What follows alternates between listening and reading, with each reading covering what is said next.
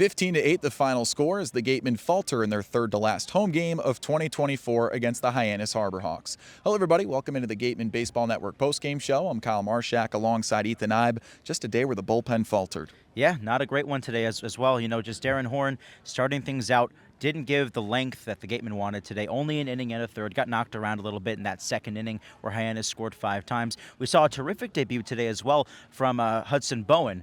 And he was terrific over about 4 innings of work. But after that, that's where the real mess began.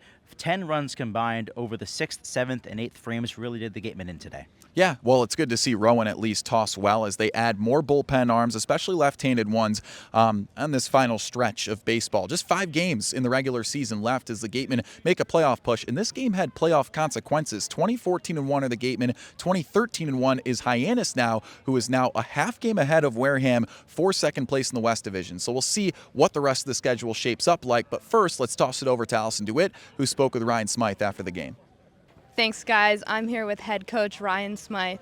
Coach, you had an early pitching change in the game, causing you to have to dip into the bullpen sooner than you would have liked to. How did you see this change your game plan? At this point, we had a fresh bullpen. We had 2 days off from the All-Star break. We have a day off tomorrow. We knew we had a ton of arms that we could use tonight.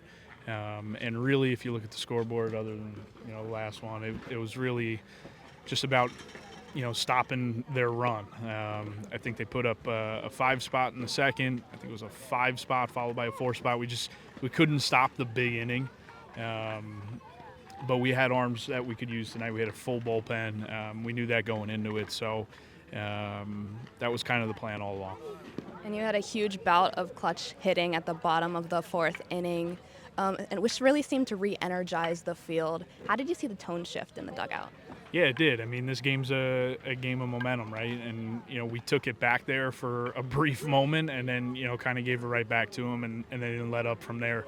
Out here, 8 walks, couple errors, you're not going to win many ball games. That scoreboard looked exactly how it was supposed to look based off of how we pitched it and how we fielded it. But again, you put up 8 runs as an offense, you're expected to win that game out here too. So just got to clean some stuff up, reset the batteries again after this off day tomorrow and get ready to go again down the stretch here. And then like you said, with resetting, with 5 games left in the 5 days of the regular season, you have a slew of fresh arms on the team. How does that factor into your game planning? I think at this point of the year, we are obviously in the playoffs and now with the way the playoff format is, it's lining up your cards for that one game. No matter who we play, where we play, it's about that one game and lining those things up. So, we'll make sure guys are on proper rest, and we're going to take these games and try to win them for sure. But also, have in mind that we need to have everyone lined up for that playoff game. And then speaking of rest, you have your final off day of the regular season tomorrow. I know you're a big proponent of that. How do you want your players to utilize their final off day? Again, it's about the experience out here. These guys a lot of them, most of them have been here since day one. I'm sure they know all the spots in the areas. There are some guys that are asking to come to the field tomorrow. I know camp is going on in the morning, so they are going to have access to the field tomorrow. At this point in the year, we have guys that are still wanting to work, and we might bend the rules for them tomorrow, which is a really cool thing to see. So we'll see how it goes, but I want them overall just to reset and enjoy the day. And if that's enjoy it by being on a baseball field, then we're gonna work with them tomorrow. Awesome. Thank you so much. Absolutely. Back to you guys.